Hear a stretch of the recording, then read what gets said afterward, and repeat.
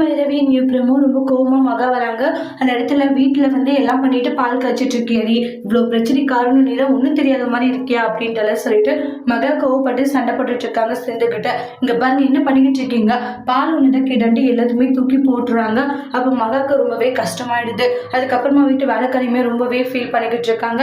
இங்க பாரு, என்னைக்குமே என் பிள்ளைக்கு நீ கொண்டாடியும் ஆயிட முடியாது, எனக்கு மருமகளாவும் ஆகிட முடியாதுன்றாங்க.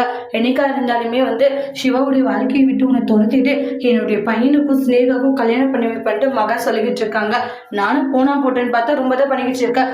ஏதோ யார் நீ போனா போட்டுன்னு சொல்லி அவங்க கூட்டிட்டு வந்ததுனால விட்டேன், இல்லைன்னு வச்சுக்கோங்க என்ன பண்ணுவேன்னு தெரியாது. சூரிய அவங்க மேல அளவுக்கிட்டு தான் பாசம் வச்சிருக்கான். ஆனா நான் என்ன சொன்னாலும் அவங்க கேட்க மாட்டேங்கிறாங்க சிவா, அதனாலதான். ஆனா கண்டிப்பா நான் சும்மா விட மாட்டேன்டி அப்படின்ட்டு சொல்லிட்டு மகம் சண்டை போட்டுட்டு இருக்காங்க சித்துக்கிட்ட.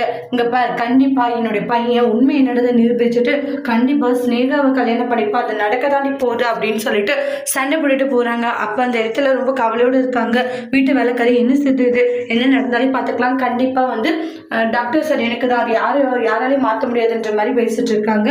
அதோட இந்த எபிசோட் முடிச்சிருக்காங்க. தேங்க்யூ.